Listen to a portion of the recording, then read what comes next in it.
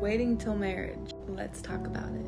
So, I'm 29 years old, and I'm someone who has not waited till marriage. But when I recommitted my life to Jesus almost 10 years ago, I became born again and decided to rededicate my life and wait till marriage. Now, from personal experience, not waiting only brought pain into my life.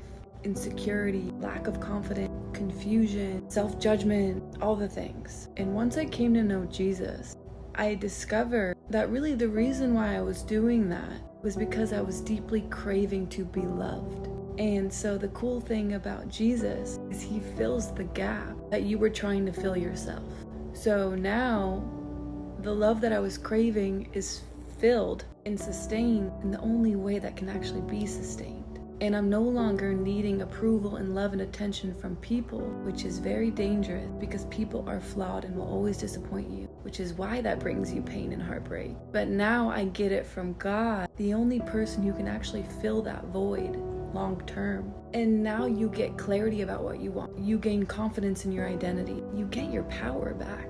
And having God fill that void instead of a human, you get really clear about what you want. Sex before marriage makes your decision making very confusing because when you have sex before marriage, there's so much more that happens than just the act itself. In the Bible, it says to become one. Part of you actually becomes connected to that person. There are certain hormones that get released when you have sex with people that make you feel attached. So if you're not meant to be with this person or you're not meant to marry this person, you're gonna feel connected to someone that you were never meant to be with. And that is confusing, right? If you feel confused about who you're supposed to be with, a lot of times I feel like it's because you give parts of yourself to all these people. You no longer have your clarity about what you want because it's scattered. When you wait till marriage, you get so much clarity about what you want, about who you are, and you develop a bond with someone that will last. A lustful bond doesn't last. A bond that's connected to your heart and soul and character, that lasts. Which is why God created sex to be in the boundary of marriage, because when you commit your life to someone, you're committed forever. And that, especially for a woman who have a safety net like that, giving yourself to someone that vulnerably, God meant for it to be in the boundary of marriage because it's safe.